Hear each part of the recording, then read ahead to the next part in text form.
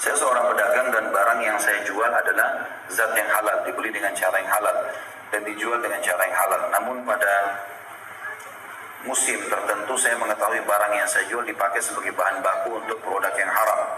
Apakah keuntungan yang saya dapatkan haram?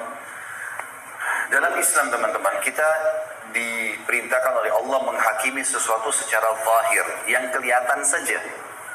Ya, misal, tidak ada dalam Islam, kita kalau habis sholat, keluar dari masjid, lalu kita pegang tangannya orang depan masjid. Kamu udah sholat belum? Bukan dalam Islam itu. Mungkin dia sholat di masjid lain. Mungkin dia musafir. Kita nggak tahu, gitu kan? Mungkin dia mau tunda sholatnya sebentar, masih ada waktu. Maka kita tidak seperti itu caranya meneruskan. Tapi kalau kita jalan berdua sama teman, azan, kita masuk masjid, dia duduk depan masjid, nggak sholat dia. Maka di sini kita wajib mengingatkan. Secara zahir dia melanggar. Kalau kita tidak tahu, jangan dikorek-korek. Nggak usah. Jangan mengambil alih tugasnya malaikat. Sudah ada malaikat yang mengawasi dia. Ini pernah saya jelaskan dalam rumah tangga. Sibuk periksa HP-nya suami, HP-nya istri. Usah ambil tugasnya malaikat. Ada malaikat yang ngawasin dia, ada Tuhan yang mengawasi. Kelihatan depan mata dia benar, kita dukung. Kelihatan depan mata dia salah, kita ingatkan. Seperti itu. Itu namanya hukum zahir. Jadi yang kelihatan saja, ya. Sekarang teman-teman antum buka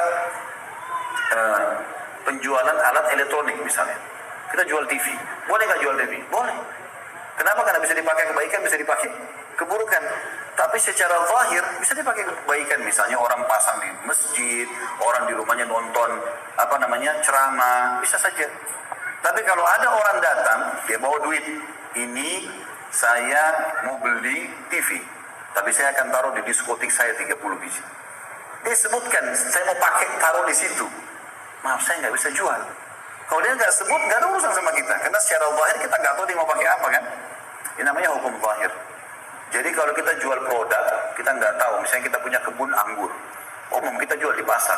Nanti ternyata ada konsumen beli dipakai untuk arak misalnya. Kita nggak tahu itu. Hukum zahirnya kita jual anggur halal. Seperti itulah. Berbeda kalau jelas-jelas kita tahu, lalu kita sengaja menjualnya karena alasan lebih menguntungkan.